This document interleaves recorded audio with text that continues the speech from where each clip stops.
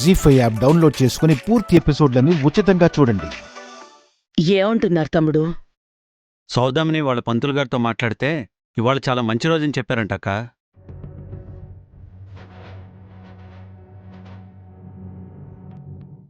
దేనికి?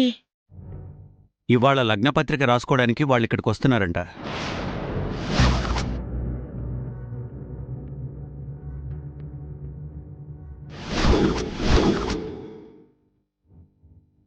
పెళ్లి డేట్ కూడా ఫిక్స్ చేసుకుందాం అంటున్నారు.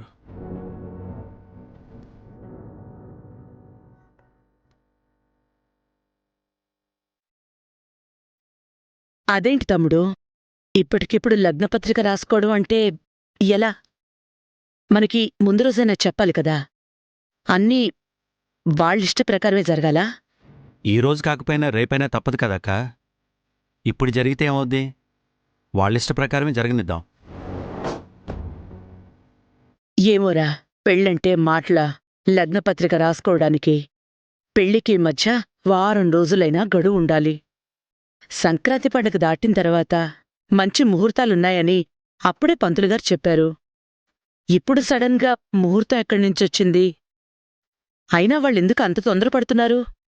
అబ్బాయికేదైనా ప్రేమ వ్యవహారం ఉండుంటుందేమో, అందుకే తొందరగా చెయ్యాలనుకుంటున్నారేమో. చచ్చా, అలాంటిదేం ఉండదక్క. అబ్బాయి చాలా బుద్ధిమంతుడు. ఒకవేళ అతను ఎవరినైనా ప్రేమించుంటే సౌదామిని కాదనే మనిషి కాదు. ఉన్నది ఒక్కడే కొడుకు. కాదని తనని బాధపెట్టేది కాదు. నువ్వు అనవసరంగా ఏదేదో ఊహించుకోకు. పెద్ద మనం తొందరపడాల్సింది వాళ్ళు తొందరపడుతున్నారంటే మన అమ్మాయి గారిని వాళ్ళు అంత ఇష్టపడుతున్నారన్నమాట. మనం మాత్రం ఆలస్యం చేయాల్సిన అవసరం ఏముంది?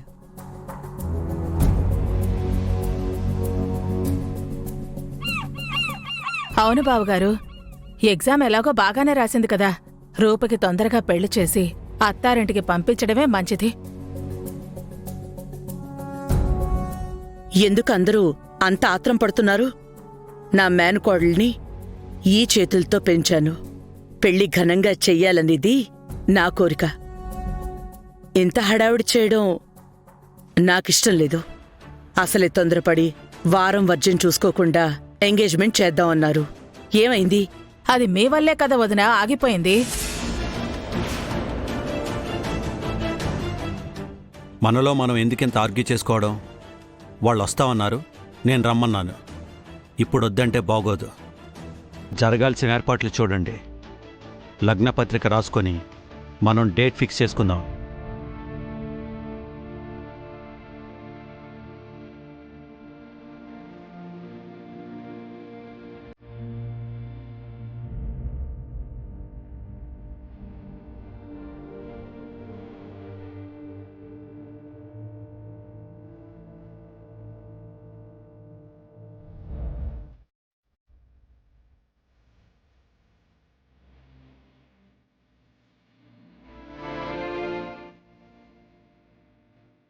జీ5 యాప్ డౌన్లోడ్ చేసి అన్ని ఎపిసోడ్స్ పూర్తి ఉచితంగా చూడండి.